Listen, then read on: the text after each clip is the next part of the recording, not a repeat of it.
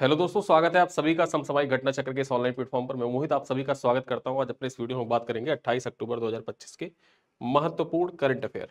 ठीक है, 28 अक्टूबर 2025 के इंपॉर्टेंट करंट अफेयर ये विभिन्न परीक्षाओं जैसे UP PCS, PPSC, LT grade परीक्षा, यूपी ट्रिपल एससी, अन्य वनडे एग्जाम जिसमें यूपी पुलिस, यूपीएसआई, अन्य एक दिवसीय परीक्षाएं, बैंक, एसएससी, रेलवे सब कुछ समाहित है।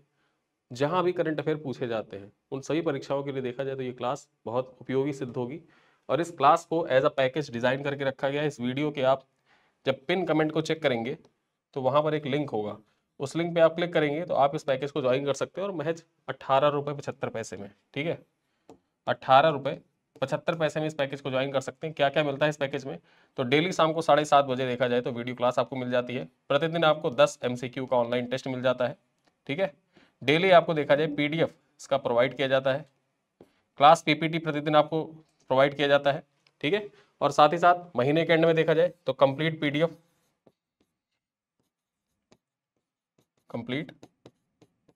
आपको प्रोवाइड किया जाता है और 100 MCQ का ऑनलाइन टेस्ट होता है।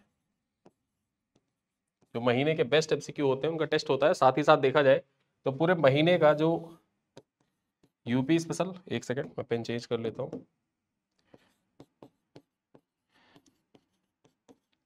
यूपी स्पेशल और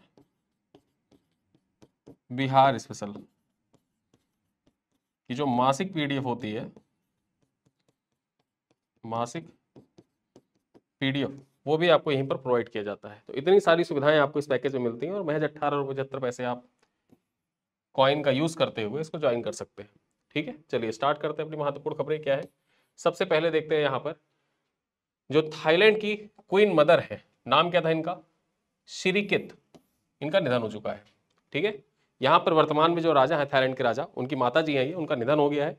चर्चा कर लेते हैं। तो 24 अक्टूबर को थाईलैंड की क्वीन मदर सिरकित का निधन हो गया है। वे 93 साल की थी। ठीक है, सिरकित थाईलैंड के राजा जो भूमिबोल थे उनकी पत्नी थी और वर्तमान राजा जो है महावजीरा लॉन्गकॉर्न उनकी माँ है।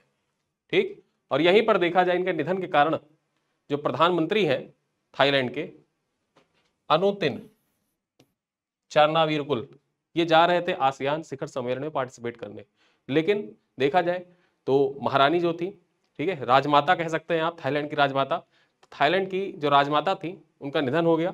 राजमाता के निधन होने के बाद देखा जाए तो इन्होंने अपना प्लान कैंसिल कर दिया और ये वहां पर दौरे पर नहीं गए थे आसियान शिखर सम्मेलन में। ठीक है, और ये जो आसियान शिखर सम्मेलन हुआ, ठीक है, इसमें देखा जाए भारत की ओर से,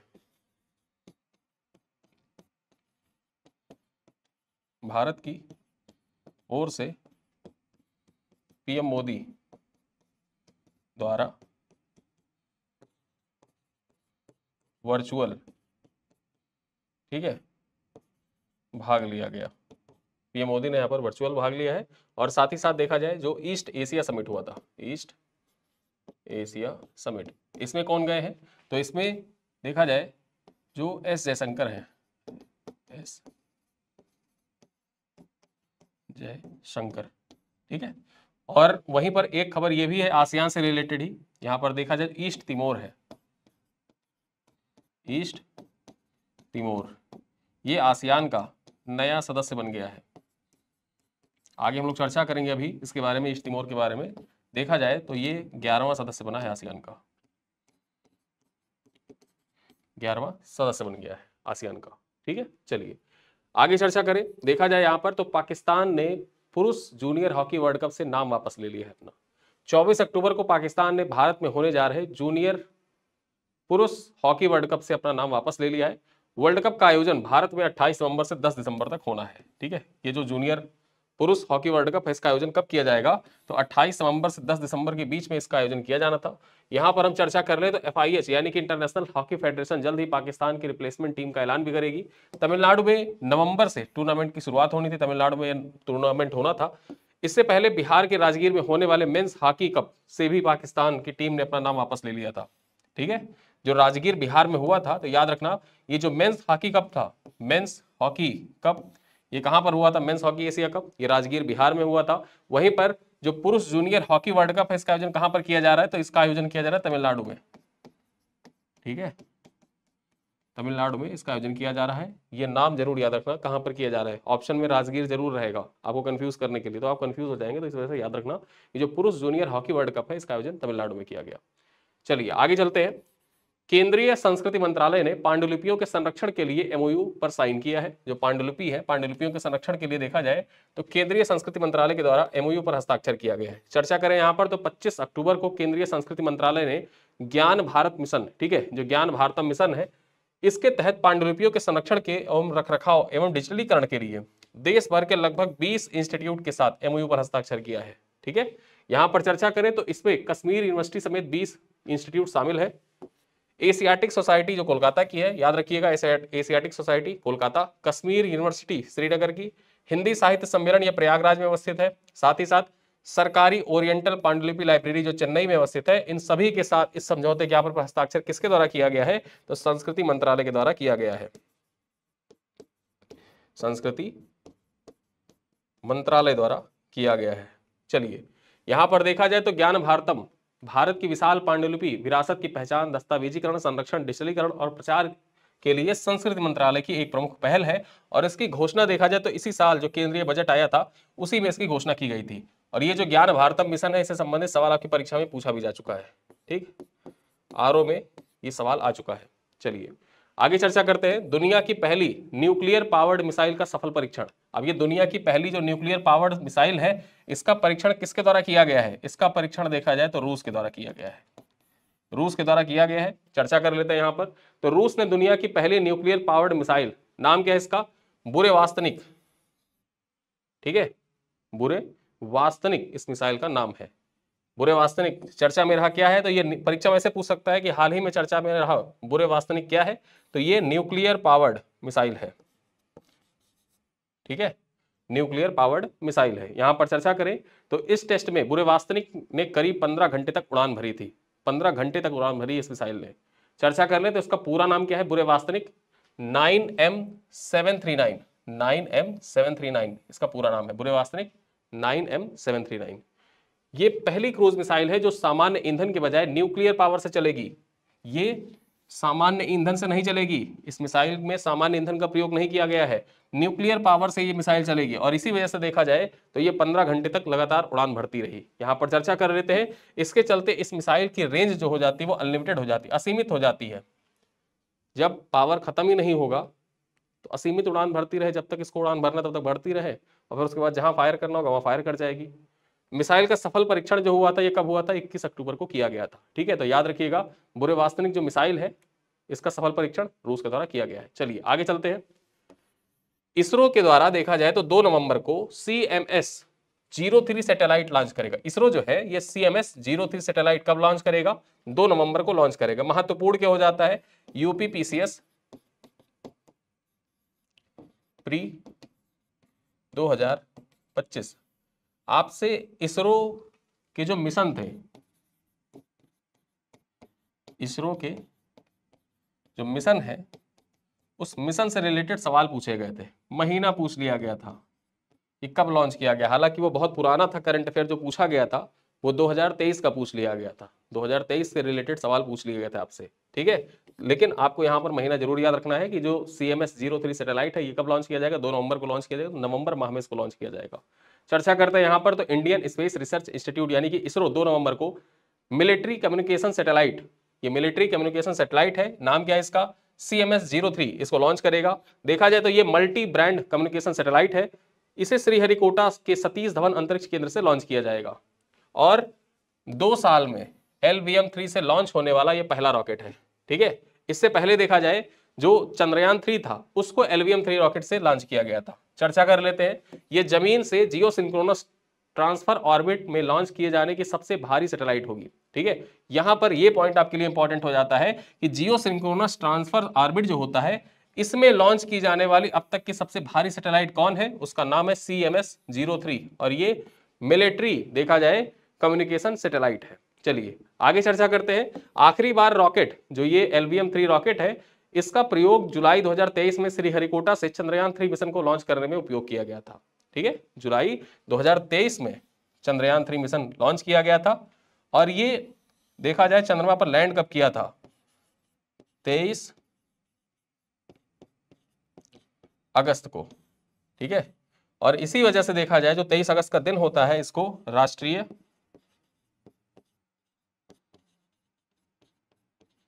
अंतरिक्ष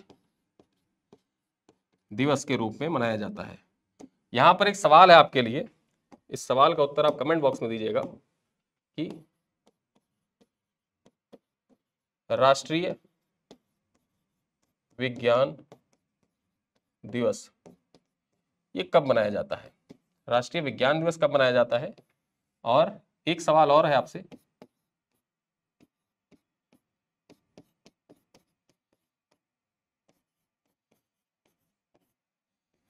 नीलगिरी ताहर दिवस, ये नीलगिरी ताहर दिवस कब मनाया जाता है। ये 2 दिवस है, ये आपकी परीक्षा के लिए महत्वपूर्ण भी है, और दोनों दिवस आप बताइएगा कमेंट बॉक्स में इसको कब सेलिब्रेट किया जाता है। चलिए आगे हम चर्चा करते हैं। कैमरून 8वीं बार चुनाव जीते सबसे बुजुर्ग राष्ट्रपति। यहां पर देखा जाए जो कैमरून के राष्ट्रपति हैं वो पूरी दुनिया में देखा जाए सबसे बुजुर्ग राष्ट्रपति हैं। चर्चा कर लेते हैं पॉइंट पर। तो अफ्रीकी देश है कैमरून, ठीक है। यहाँ की राजधानी देखा जाए तो याउंडे है, याउंडे, ठीक है, याउंडे यहाँ की राजधानी है। और अफ्रीकी देश है कैमरून। यहाँ के देखा जाए तो पॉल बिया, क्या नाम है इनका, पॉल बिया, ये 8वीं बार राष्ट्रपति का चुनाव जीते हैं और दुनिया के सबसे बुजुर्ग राष्ट्रपति बन गए हैं। 92 ईयर इनकी एज है, कितनी, 92 साल की आयु में देखा जाए ये पुनः जो पॉल बिया है ये कैमरून के राष्ट्रपति बन गए हैं। 92 वर्ष की आयु में बिया को 53.66% वोट मिले हैं, जबकि उनके पूर्व सहयोगी रहे विपक्षी नेता तिचिरोमा बेकरी को देखा जाए 35.19% वोट मिले थे। नियमों के मुताबिक यहां पर चर्चा करें तो पॉल बिया जो है लगभग 100 साल तक इस पद पर रह सकते हैं, ठीक है, 100 साल तक इस पद पर रह सकते हैं। अभी 92 ईयर इनकी एज है, 92 साल एज है, 8 साल और ये राष्ट्रपति रह सकते हैं अभी, ठीक है। चलिए आगे चर्चा करते हैं। देश का पहला डिजिटल ट्राइबल म्यूजियम। अब ये जो देश का पहला डिजिटल ट्राइबल म्यूजियम है इसके बारे में चर्चा कर लेते हैं, बहुत महत्वपूर्ण हो जाता है परीक्षा में। जैसे ही यहाँ पर आपको पॉइंट दिख जाए, पहला, देश का पहला, विश्व का पहला, उत्तर प्रदेश का पहला, उत्तर प्रदेश में प्रथम, विश्व में प्रथम, भारत में प्रथम, ऐसा पॉइंट कहीं भी आपको दिखे आपकी परीक्षा के लिए महत्वपूर्ण होता है। चर्चा करते हैं तो नवा रायपुर छत्तीसगढ़ में देश का पहला डिजिटल ट्राइबल म्यूजियम तैयार है, शहीद वीर नारायण सिंह स्मारक सह आदिवासी स्वतंत्रता संग्राम सेनानी संग्रहालय के नाम से, ठीक है। इसका नाम क्या होगा, शहीद वीर नारायण सिंह स्मारक सह आदिवासी स्वतंत्रता संग्राम सेनानी संग्रहालय इसका नाम होगा। और ये भारत का पहला डिजिटल ट्राइबल म्यूजियम है, ठीक है। भारत का पहला डिजिटल ट्राइबल म्यूजियम कहां पर बना है, नवा रायपुर छत्तीसगढ़ में। चलिए आगे हम चर्चा करें। इसमें 12 आदिवासी विद्रोह और 2 सत्याग्रह की जीवंत झांकियां, digital screen, audio visual display और QR कोड की कथाएं सुनने के लिए सुविधाएं प्रदान की गई है। हलबा, सरगुजा, भोपालपट्टनम विद्रोह और जंगल सत्याग्रह सहित आदिवासी नायकों की वीरता यहां पर प्रदर्शित की गई है, ठीक है। तो जो हलबा था, सरगुजा, भोपालपट्टनम विद्रोह और जंगल सत्याग्रह जो था, इससे संबंधित जो प्रमुख आदिवासी नायक थे उनकी वीरताओं को प्रदर्शित किया गया है और जीवंत प्रदर्शित किया गया है। 12 आदिवासी विद्रोह और 2 सत्याग्रहों का जीवंत झांकियां यहां पर प्रदर्शित की गई है। डिजिटल स्क्रीनिंग की जाएगी, ऑडियो विजुअल फॉर्मेट में लोगों को दिखाया जाएगा और साथ ही साथ जो QR कोड आधारित कथाएं होती हैं उनको सुनने और देखने की सुविधा भी यहां पर प्रदान की गई है। और इसी वजह से इसको देखा जाए तो पहला डिजिटल ट्राइबल म्यूजियम कहा जा रहा है। कहां पर बना है ये, नवा रायपुर छत्तीसगढ़ में बना है। नाम क्या होगा, तो वीर शहीद, ठीक है, शहीद वीर नारायण सिंह स्मारक सह आदिवासी स्वतंत्रता संग्राम सेनानी संग्रहालय। चलिए आगे चर्चा करते हैं। 9.75 एकड़ में बनी हुई यह संग्रहालय 3.5 साल में 50 करोड़ में बनाया गया है, मतलब 50 करोड़ की लागत से इसको बनाया गया है। और प्रधानमंत्री नरेंद्र मोदी के द्वारा देखा जाए 1 नवंबर को इसका उद्घाटन भी किया जाएगा, इसका शुभारंभ किया जाएगा। चलिए आगे चलते हैं। तिमोर लिस्ते के बारे में चर्चा कर लेते हैं, ठीक है। जो तिमोर लिस्ते है, पूर्वी एशियाई राष्ट्रीय संघ जो आसियान है, आसियान का 11वां सदस्य बन गया। या तिमोर लिस्ते के बारे में मैंने पहले ही बताया था आगे, ठीक। यहाँ पर जो तिमोर लिस्ते है ये आसियान का 11वां सदस्य बन गया है। अब आइए इस पर डिटेल में चर्चा करते हैं। जितने भी महत्वपूर्ण पॉइंट हैं आसियान से संबंधित उन सबको यहाँ पर चर्चा कर लेंगे। मलेशिया के कुआलालंपुर में देखा जाए तो 47वें आसियान शिखर सम्मेलन के दौरान तिमोर लिस्ते दक्षिण पूर्व एशियाई राष्ट्र संघ आसियान जो है इसका 11वां सदस्य बन गया है। यहाँ पर चर्चा करें तो तिमोर लिस्ते की प्रधानमंत्री जनाना गुस्माओ ने आसियान नेताओं के साथ एक समूह में देश के लिए शामिल होने की पुष्टि करने के दस्तावेजों पर हस्ताक्षर भी किया है। चर्चा कर ले तो 1999 के बाद यह समूह का पहला विस्तार है। 1999 में आखिरी बार आसियान का विस्तार हुआ था और उसके बाद देखा जाए तो 2025 में यह आसियान का विस्तार हुआ, यानी कि इतने सालों तक, पिछले 26 सालों में आसियान का विस्तार नहीं हुआ था। 26 सालों से 10 ही कंट्री थे, लेकिन अब देखा जाए तो यहाँ पर 11वां कंट्री कौन बन गया है? तिमोर लेस्ते बन गया है। चर्चा करते हैं आसियान की स्थापना कब हुई थी? 1967 में थाईलैंड के बैंकॉक में हुई, जब आसियान के संस्थापक सदस्यों इंडोनेशिया, मलेशिया, फिलीपींस, सिंगापुर और थाईलैंड ने आसियान घोषणा पत्र पर हस्ताक्षर किया था। शुरुआत में देखा जाए तो यहाँ पर 5 country Indonesia, Malaysia, Philippines, Singapore और थाईलैंड के द्वारा मिलकर जो आसियान घोषणा पत्र था इस पर हस्ताक्षर किया गया, और इसी आसियान घोषणा पत्र के देखा जाए एवज में 1967 में आसियान बना था। ठीक है, और यहां पर चर्चा करें ब्रुनेई जो दारुस्सलाम है, ये 1984 में आसियान में शामिल हुआ। उसके बाद 1995 में वियतनाम शामिल हुआ, 1997 में लाओस शामिल हुआ, और म्यांमार लाओस और म्यांमार 1997 में शामिल हुए, और 1999 में देखा जाए तो कंबोडिया शामिल हुआ था। ठीक है, तो 5 सदस्य तो पहले ही थे संस्थापक सदस्य। कौन कौन से? इंडोनेशिया, मलेशिया, फिलीपींस, सिंगापुर और थाईलैंड। परीक्षा में आपसे पूछे कि आसियान के संस्थापक सदस्य निम्नलिखित में से कौन सा नहीं था, और वहां पर ऑप्शन दे देता है इंडोनेशिया, मलेशिया, फिलीपींस और लाओस। तो लाओस संस्थापक सदस्य नहीं था। संस्थापक सदस्य कौन कौन से थे? इंडोनेशिया, मलेशिया, फिलीपींस, सिंगापुर और थाईलैंड ही थे। ठीक है, 1967 में देखा जाए आसियान घोषणा पत्र के द्वारा आसियान की स्थापना हुई थी। उसके बाद जो ब्रुनेई दारुस्सलाम है ये 1984 में ऐड होता है आसियान में। उसके बाद क्या होता है? 1995 में वियतनाम ऐड होता है। 1997 में लाओस और म्यांमार इसमें ऐड होते हैं। आसियान का मेंबर है म्यांमार। ठीक है, और 1999 में देखा जाए अंतिम बार कंबोडिया ऐड होता है, और कंबोडिया के बाद अब देखा जाए 2025 में 26 सालों के बाद आसियान का विस्तार होता है, और 11वां सदस्य यहां पर कौन बनता है? नवीनतम सदस्य। आपके परीक्षा के दृष्टिकोण से बहुत महत्वपूर्ण हो जाता है, यह सवाल आपके एग्जाम में पूछा जा सकता है। यहां पर जो तिमोर लेस्ते है, हालांकि तिमोर लेस्ते बहुत छोटा सा कंट्री है, लेकिन फिर भी देखा जाए जो ईस्ट एशिया है, ईस्ट एशिया का महत्वपूर्ण देश है तिमोर लेस्ते, और इस वजह से नाम इंपॉर्टेंट हो जाता है। चर्चा कर लेते हैं यहां पर। तो मलेशिया आसियान के अध्यक्ष के रूप में 26 से 28 अक्टूबर तक कुआलालंपुर में समावेशीपन और स्थिरता के विषय पर 47वें आसियान शिखर सम्मेलन और संबंधित सम्मेलनों की मेजबानी कर रहा है। वर्तमान में देखा जाए अभी आसियान शिखर सम्मेलन चल रहा है। आज 28 तारीख है, 26, 27, 28 3 दिन आसियान शिखर सम्मेलन होना था, और किसकी अध्यक्षता में? मलेशिया की अध्यक्षता में किया जाना था। कहां पर हो रहा है? कुआलालंपुर में हो रहा है। और इस बार का जो आसियान समिट है इसका थीम क्या है? ये थीम आपकी परीक्षा के लिए महत्वपूर्ण हो जाता है, समावेशीपन और स्थिरता। ठीक है, समावेशीपन और स्थिरता आपकी परीक्षा के दृष्टिकोण से इंपॉर्टेंट हो जाता है। 47वां आसियान समिट है, ये जरूर याद रखना, 47वां आसियान समिट।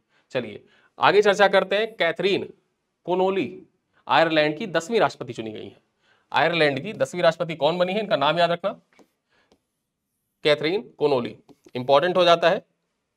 जो अंतरराष्ट्रीय नियुक्तियां होती है, अंतरराष्ट्रीय नियुक्तियों में देखा जाए तो एक सवाल 2018, 19, 20, 21 और 22 तक के पेपर में, इवन 23 तक के पेपर में एक ट्रेंड देखा गया। 24 और 25 में तो नहीं पूछा गया है नियुक्तियों में ये सवाल। जो अंतरराष्ट्रीय नियुक्तियां होती थी उनमें ये सवाल नहीं पूछा जाता था कि कौन से देश के राष्ट्रपति कौन बने, लेकिन जो 2023 तक पेपर हुए हैं, 2023 तक के पेपर में ये सवाल पूछा जाता रहा। हर साल एक सवाल आता था राष्ट्रपति। जैसे 2023 में मोहम्मद मुइज़ी के बारे में पूछा गया था, मालदीव के राष्ट्रपति कौन चुने गए। उसके पहले देखा जाए तो ब्रिटेन के बारे में पूछा गया था। फिर उसके पहले 2022 में आप जाएंगे तो आई थिंक शायद स्विट्जरलैंड या न्यूजीलैंड कहीं की राष्ट्रपति के बारे में, प्रधानमंत्री के बारे में पूछा गया था। महिला प्रधानमंत्री थी, उनके बारे में पूछ लिया गया था। तो ऐसे सवाल आते रहे हैं परीक्षाओं में आपके। ठीक है, और आयरलैंड, इंग्लैंड, न्यूजीलैंड ये सब महत्वपूर्ण हो जाते हैं, और यहाँ पर जब कोई महिला चुनी जाती है तो वो नाम इंपॉर्टेंट हो ही जाता है। तो इस वजह से ये नाम इंपॉर्टेंट हो जाता है। कैथरीन कोनोली आयरलैंड की 10वीं राष्ट्रपति चुनी गई है। चर्चा करते हैं। आयरलैंड में स्वतंत्र वामपंथी नेता कैथरीन कोनोली देश की 10वीं राष्ट्रपति चुनी गई है। उन्होंने अपनी प्रतिद्वंदी हीथर हेम्फ्रीज को पराजित किया है।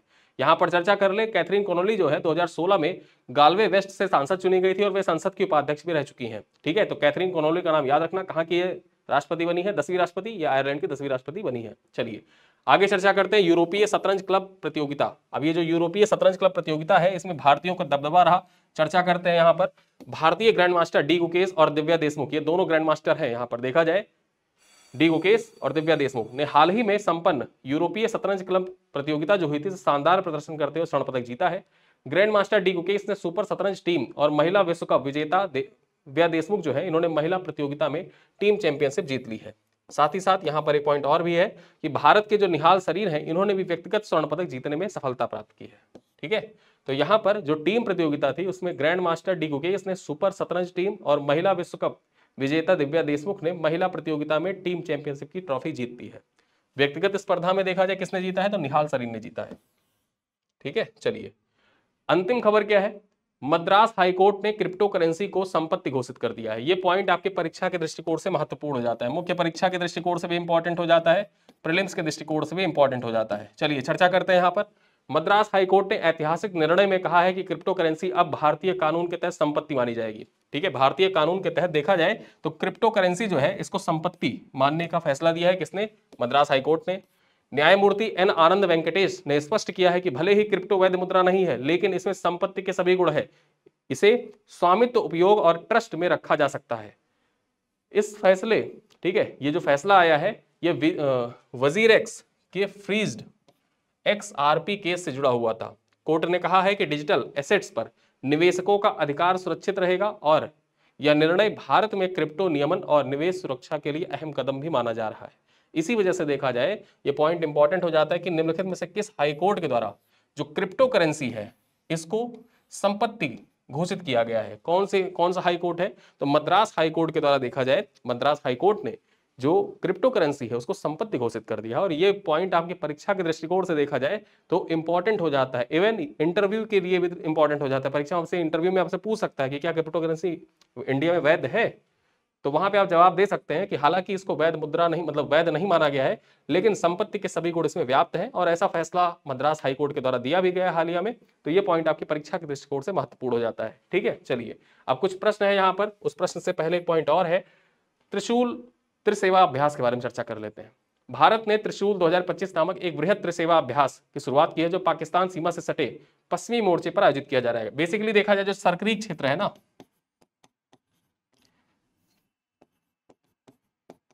सरक्रीक, यहीं पर इसका आयोजन किया जा रहा है। मैं देख पा रहा हूं और भविष्य में देखिएगा तो ये जो सरक्रीक क्षेत्र है ये बहुत चर्चा में रहने वाला है। ठीक है, बहुत चर्चा में रहने वाला है। भारत और पाकिस्तान के बीच में देखा जाए एक नया फ्रंट यहाँ पर खुलेगा और सरक्रीक विवाद जो है वो फिर से गर्म होना स्टार्ट हो जाएगा। चर्चा करते हैं यहाँ पर। देखा जाए इस अभियान में थल सेना, नौसेना, वायुसेना की संयुक्त भागीदारी है, जिसमें सौराष्ट्र तट पर उभयचर अभियानों और राजस्थान के रेगिस्तानी क्षेत्रों में युद्धाभ्यास शामिल है। लगभग 20,000 सैनिक, टैंकों, मिसाइल प्रणालियों और अटैक हेलीकॉप्टरों की भागीदारी वाले यह अभ्यास का आयोजन 30 अक्टूबर से 10 नवंबर तक किया जाएगा। ठीक है, 30 अक्टूबर से प्रारंभ होगा और 10 नवंबर तक इसका आयोजन किया जाएगा। चर्चा कर ले तो यह अभ्यास भारत की संयुक्त युद्ध क्षमता, समन्वय और रणनीतिक तत्परता को मजबूत करता है। विशेष रूप से सरक्रीक क्षेत्र में बढ़ते हुए क्षेत्रीय तनावों के बीच में देखा जाए तो सेनाओं के जो तीनों सेनाएं हैं, थल सेना, ठीक है, वायुसेना और नौसेना, उनके तीनों के बीच में देखा जाए आपसी कोऑर्डिनेशन जो है उसको मजबूत करने के दृष्टिकोण से ये युद्ध अभ्यास बहुत महत्वपूर्ण होता है। चलिए अब चलते हैं, कुछ प्रश्न हैं आपसे, उन प्रश्नों को उत्तर आप कमेंट बॉक्स में दीजिएगा। पहला सवाल क्या है, थाईलैंड की क्वीन मदर सिरिकित जो है ये किस राजा की पत्नी थी? कौन से राजा की पत्नी थी? जो महावजीरा लॉन्गकॉर्न है, राजा भूमबोल है, या राजा राम नाइंद, राजा चुचोलोंगकार्न? ठीक है, चलिए क्वेश्चन नंबर 2 क्या है, पाकिस्तान ने पुरुष जूनियर हॉकी वर्ल्ड कप में से अपना नाम वापस ले लिया है। कौन से हॉकी वर्ल्ड कप से? 2023 वाले, 24 वाले, 25 वाले, 26 वाले? तो जाहिर सी बात है यहाँ पर कौन सा होगा, कमेंट बॉक्स में बताएं। क्वेश्चन नंबर 3 है ज्ञान भारत मिशन। यहाँ पर ज्ञान भारतम मिशन किस मंत्रालय की पहल है? ऐसा पॉइंट देखा जाए आपकी परीक्षा में पूछा गया है, जो 2025 का पेपर हुआ प्रीलिम्स का, यहाँ पर देखा जाए 2 सवाल आपसे पूछे गए। योजनाएं थी, उन योजनाओं को कौन से मंत्रालय के द्वारा किया जा रहा है? 3 सवाल पूछे गए थे, 2 नहीं 3 सवाल पूछे गए थे। कौन से मंत्रालय की योजना है? तो ये सवाल आपके परीक्षाओं के लिए इंपॉर्टेंट है। देखा जाए जो ज्ञान भारत मिशन है किस मंत्रालय की पहल है? मानव संसाधन विकास मंत्रालय, संस्कृति मंत्रालय, शिक्षा मंत्रालय और सूचना प्रसारण मंत्रालय। क्वेश्चन नंबर 4 क्या कह रहा है, रूस के न्यूक्लियर पावर्ड मिसाइल बुरेवात्सनिक जो है इसका पूरा नाम क्या है?